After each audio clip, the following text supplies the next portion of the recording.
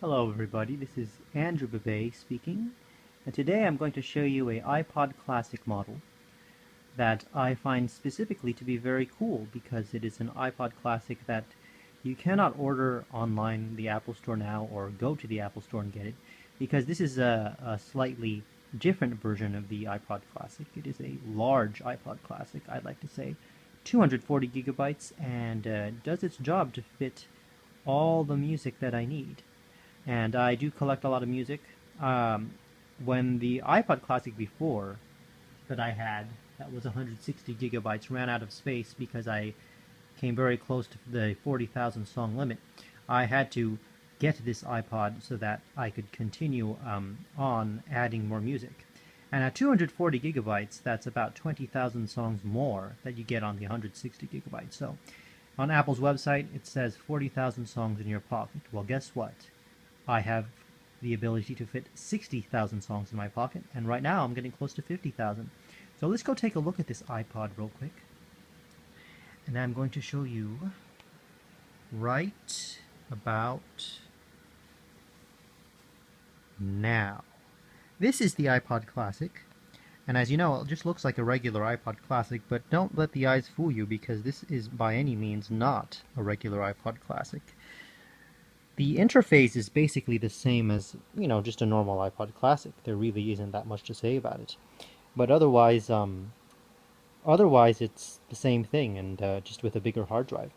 If you look here, it says I have a capacity left of 37.9 gigabytes, which you could tell by that bar there. I've used pretty much more than 3/4 now. 3/4 would be like, well, you could tell if it's 3/4. This is more like it's getting close to the point where it's getting kind of full, but even then, that's just the bar here.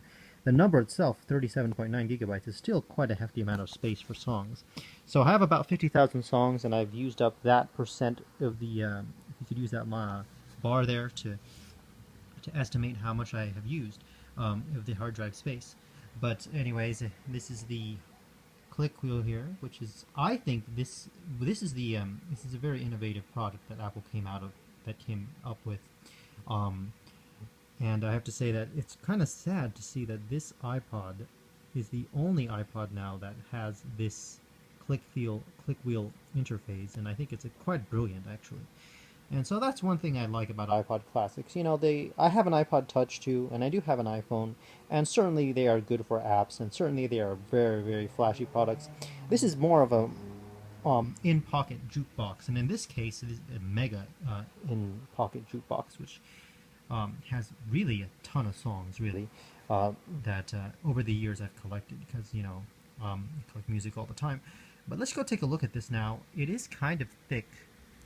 It is thick because it uses two platters inside, I believe.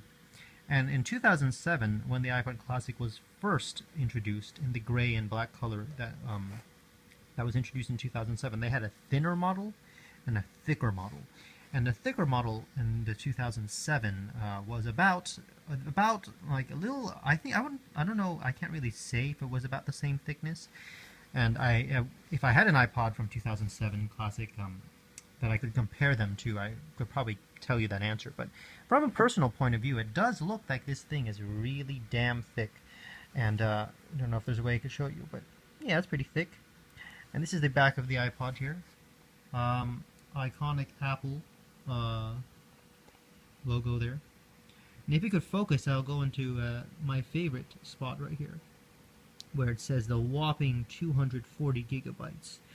Yes, yes, yes, this is huge. Huge. I'm good, but anyways, it is a fairly large, yeah, definitely for hardcore music fans and such. I actually don't put photos and video on here, believe it or not, of this 37.9 gigabytes. It's all songs. And you know what?